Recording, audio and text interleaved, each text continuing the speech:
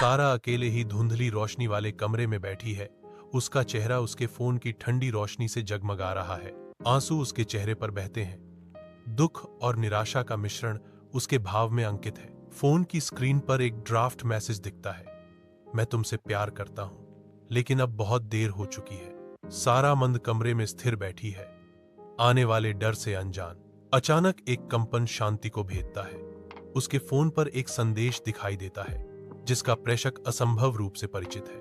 संदेश और भेजने वाले को पहचानते ही उसकी आंखें अविश्वास और दहशत से फैल जाती हैं। धुंधले कमरे में सारा के चेहरे पर आंसू गिरते हैं। सदमे और शांत शांति का मिश्रण उसके दिल को भर देता है। स्क्रीन उर्दू पाठ से प्रकाशित होती है। कुछ लफ्ज़ न कहे रह जाते हैं, लेकिन प्यार कभी नहीं मरता। अनकहे शब्द हवा में लटके हुए हैं, जो प्यार की स्थायी ताकत का मूक प्रमाण है।